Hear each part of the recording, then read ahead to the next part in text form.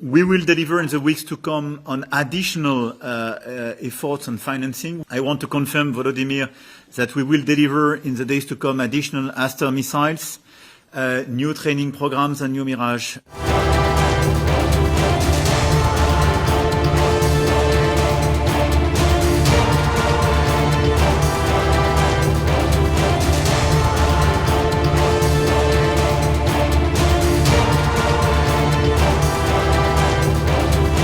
First of all, we're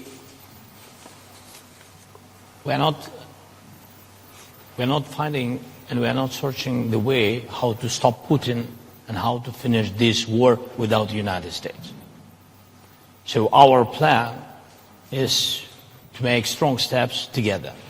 That is the plan, by the way, of Putin. He wants to divide us, to make us weaker. I am currently in the United States at the invitation of the American side. We also see a very large number of attempts by our European colleagues, including Britain, to disrupt any direct dialogue between Russia and the United States. This is because many attempts to resolve the conflict in Ukraine have been thwarted by both the British and Europeans.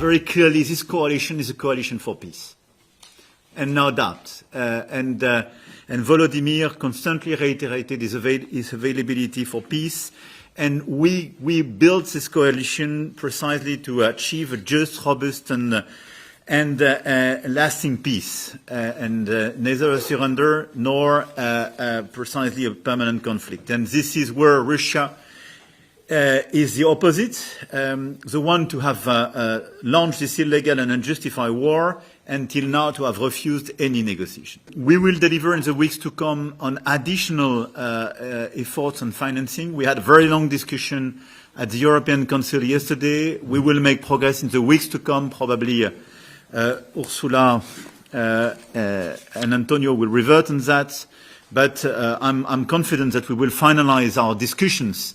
But we all share the same objectives, meaning giving visibility and providing financing for Ukraine.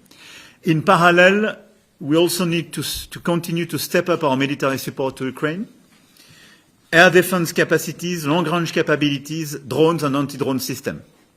I want to confirm, Volodymyr, that we will deliver in the days to come additional Aster missiles, new training programs and new Mirage, and we will, with some other colleagues, confirm some additional initiatives.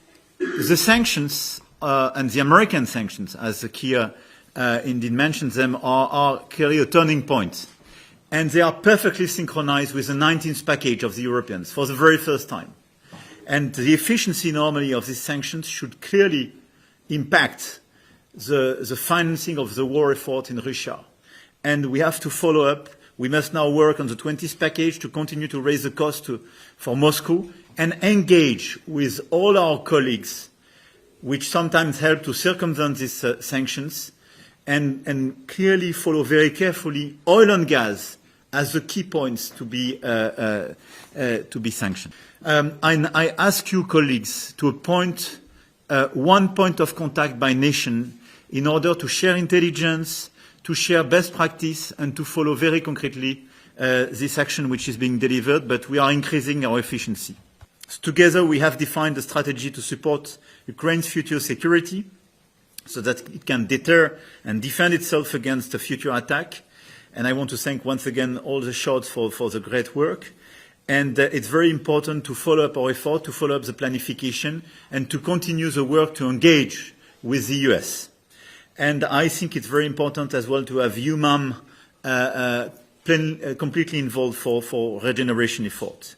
We also have plans in place to deploy a multinational force Ukraine once hostilities have ceased.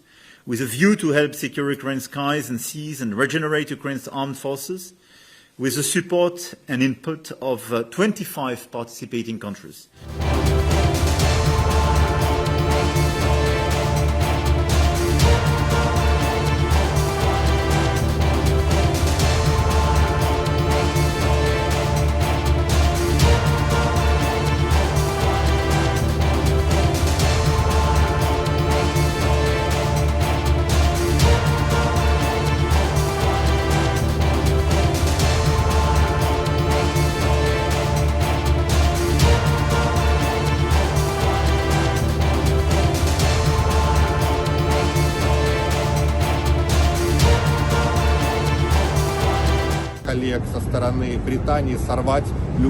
I am currently in the United States at the invitation of the American side.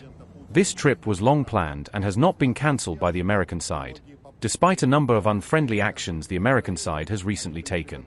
As President Putin said yesterday, pressure does not work with Russia, and it is crucial that Russia's national and security interests are always strictly taken into account.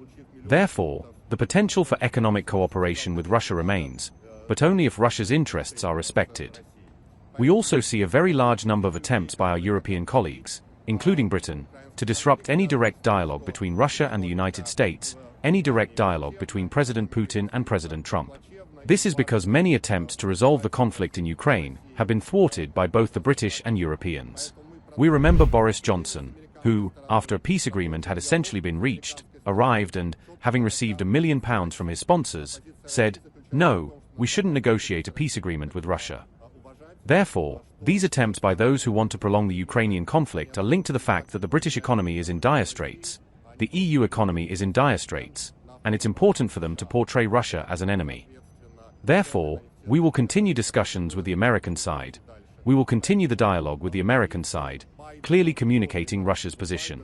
Russia's position is that Russia's national interests must be respected, and that these sanctions and unfriendly measures will have absolutely no impact on the Russian economy.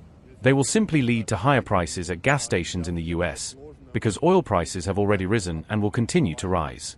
Therefore, former US President Joe Biden's positions, Biden's false narratives, that are being imposed on the Trump administration, we have seen that they have never worked. We will convey to our American colleagues that they should not become Bidens, that they should not follow the utterly wrong and disastrous approaches of Biden and his administration. And it's also very important that we see that it's Ukraine that's dragging out the negotiations. It's Ukraine that doesn't want to resolve the problems, the accumulated issues that need to be addressed. And so we will also convey to our American colleagues that Ukraine, unfortunately, is disrupting the dialogue that's necessary, and it's disrupting it, again, at the request of the British, at the request of the Europeans, who want the conflict to continue. You know, we won't go into detail about who we're meeting with. We're meeting with several administration officials. There will also be another meeting, which I think we'll make public. But the discussions will primarily be behind closed doors about how to continue the dialogue, again based on respect for Russia's interests and an understanding of Russia's position that the President spoke about yesterday.